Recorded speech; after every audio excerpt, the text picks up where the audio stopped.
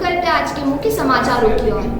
गोधन पूजन के कार्यक्रम में शामिल होने आए महामंडलेश्वर अतलेश्वरानंद महाराज ने गौमाताओं की मौत पर चिंता जाहिर की। उन्होंने कहा कि कलयुग में भगवान के अवतार लेने के 4 चरण थे, विप्र, धेनुसूर और शंख। इस कलयुग में चारों की दुर्गति हो गई, इसलिए अब भगवान कलयुग में नहीं आने वाले। उज्जैन की कपिला गौशाला में गायों की मौत पर कहा कि गौशाला में कब तक गायों की मौत होती रहेगी, जब तक उसे कोई गोद नहीं लेता तब तक गौमाता की मौत होती रहेगी। यह नगर निगम नहीं, नरक निगम है।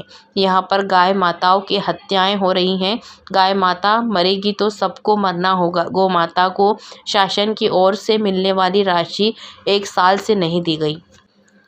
उन्होंने राशि नहीं मिलने पर कहा कि कब्रिस्तान को बाउंड्री वॉल के लिए पैसे आ जाते हैं। 10 साल बाद गौमाता पुस्तकों में दिखाई देगी, जिससे बच्चों को बताया जाएगा कि ऐसी गौमाता थी। कई घरों में विदेशी नस्ल के कुत्ते ही उनके बच्चे भी विदेशी नस्ल के पैदा हो रहे हैं। नेताओं पर तंज कसते हुए कहा कि एक दिन गौमाता के पूजन और फोटो खींच आने से कुछ नहीं होगा।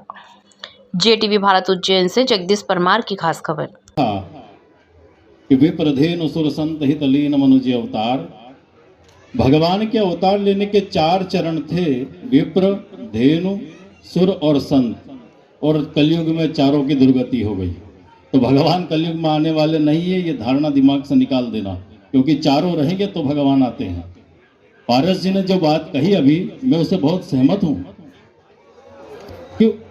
कपिला गौशाला को जब तक कोई गोद नहीं लेगा तब तक गाय मरना बंद नहीं होगी। मैं 5 वर्षों से कह रहा था कि कपिला गौशाला मुझे दे दो, और परंतु उज्जैन नरक निगम के किसी भी अधिकारी ने या नेता ने कोई ध्यान नहीं दिया। नगर निगम नहीं, नरक निगम है ये। यहाँ रोज गाय गौ हत्या होती है, कोई ध्यान देने वाला नहीं है। टटवाल जी आ गए, शांति रखे, मैं बोलूंगा। टटवाल जी को हमने पहले यही संकल्प दिलाया कि गाय नहीं मरना चाहिए। गाय मरेगी तो सबको मरना होगा, क्योंकि ऑक्सीजन की स्रोत वही है। ऑक्सीजन देने वाली, देवताओं को जीवित रखने वाली वही एक मात्र स्रोत इस पृथ्वी पर है, और वृक्ष हैं। अगर दोनों नहीं है तो हम नहीं रहेंगे। मैं पारस जी के उस अभिमत से बहुत सहमत हूं। उन्होंने कहा कि सभी को एक समिति बनाकर गौ पालन करना चाहिए, परंतु जो मध्य प्रदेश सरकार की तरफ से गौशालाओं को अनुदान मिलना चाहिए था, वो अभी तक नहीं मिला 1 वर्ष से। उसके बाद भी हमें पहुंचाना चाहिए। कब्रिस्तान के बाउंड्री वाल के पैसे सब आ गए हैं, लेकिन गौशाला का आज तक 1 रुपया नहीं आया है, तो वो निश्चित रूप से गौ माता को मिलना चाहिए। सिर्फ एक दिन गौ माता की पूजा करके भाग जाना, फोटो खिंचा के फेसबुक व्हाट्सएप पर डाल देने से किसी समस्या का समाधान नहीं हो सकता। मैं इसे समाधान नहीं मानता। जब तक हम गौ माता के प्रति और बहन बेटियों के प्रति सजग नहीं होंगे, यह संस्कृति नष्ट होती रहेगी और हम कहते रहेंगे गौ माता की जय हो। 10 वर्ष के बाद गौ माता सिर्फ पुस्तकों में दिखाई देगी, जिसे बच्चों को बताया जाएगा कि ये ऐसी गौ माता हुआ करती थी।